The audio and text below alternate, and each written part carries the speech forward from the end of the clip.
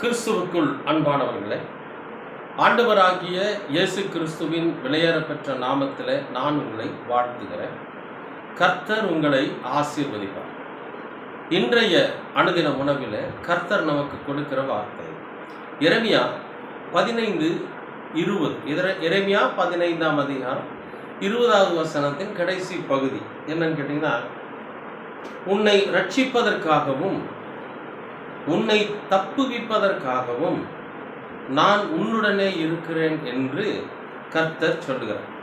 அதாவது எரேமியா கிட்ட அப்படி சொல்றார், உன்னை ரட்சிப்பதற்காகவும் உன்னை தப்புவிப்பதற்காகவும் நான் உன்னுடனே இருக்கிறேன் என்று கர்த்தர் சொல்றார். இப்போ நமக்கு இந்த வசனத்தின் மூலம் நாம் என்ன தெரிஞ்சுக்கிறோம் அப்படின்னா, எரேமியாவோடு இருந்த கர்த்தர் நம்ம கூடயும் இருக்கார். எரேமியாவுக்கு எப்படி அவர் நன்மை செய்தாரோ அதே போல நமக்கும் நன்மையான காரியங்களை செய்வதற்கு கர்த்தர் விருப்பம் உள்ளவராக இருக்கிறார். நம்மையும் ரட்சிப்பதற்காகவும் தப்புவிப்பதற்காகவும் அவர் நம்மோடு கூட இருக்கிறார். ரட்சிப்பு அப்படின்னா என்னன்னு கேட்டிங்கன்னா, ஒரு அடிமைத்தனத்திலிருந்து மீட்டெடுக்கிறது.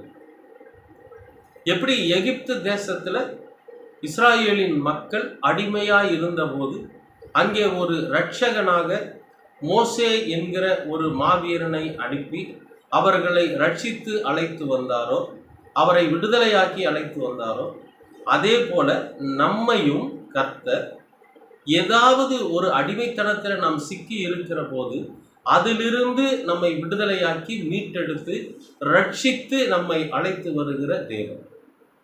அதுக்கு தான் நான் உன் கூட இருக்கிறேன் அப்படிங்கிறது. நாம் கர்த்தருக்கு இடம் கொடுத்து கர்த்தருடைய வார்த்தைகளை நாம் அனுதினமும் இந்த வார்த்தைகளை வாசித்து அதன்படி நம்முடைய வாழ்க்கையை நாம் நடத்துகிறவர்களாக இருக்கிறப்போ நம்முடைய அடிமைத்தனத்திலிருந்து நம்மை மீட்டெடுக்க அவர் வல்லவராக இருக்கிறார். மீட்டெடுத்துடுவார். நம்ம ஏதாவது ஒரு பிரச்சனையில் நாம் அடிமைப்பட்டு இருப்போம்.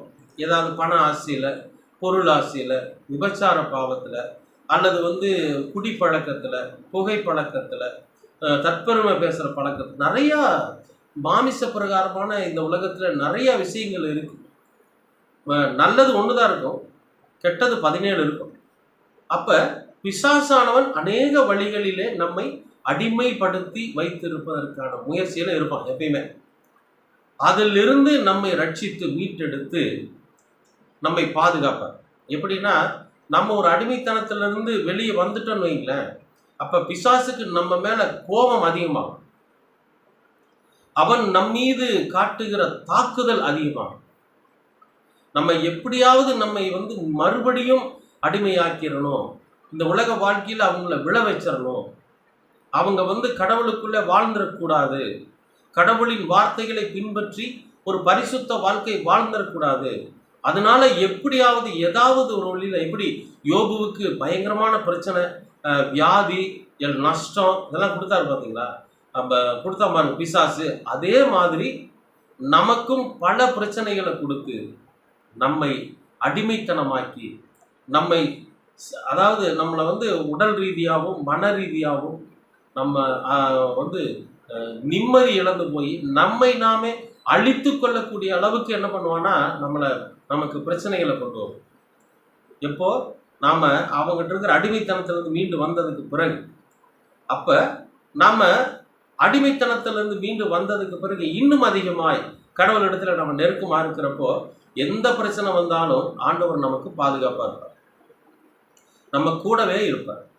அதனால தான் இங்கே சொல்கிறார், நான் உன்னை ரட்சிக்கவும் உன்னை பாதுகாக்கவும் நான் உன்னோடு கூடவே. அன்பானவர்களே, ஆண்டவர் நம்மோடு கூட இருக்கிறார்.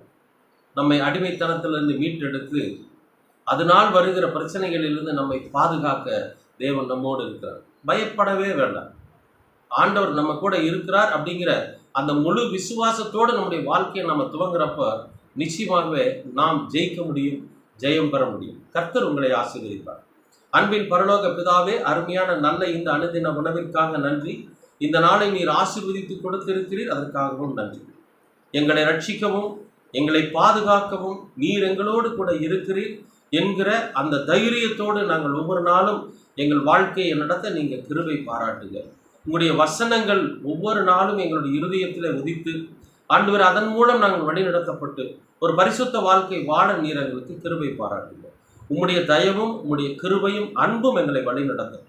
இரட்சகராம் இயேசு கிறிஸ்துவின் வழியாய் கேட்கிறோம் நல்ல பிதாவே. ஆமென், ஆமென், ஆமென்.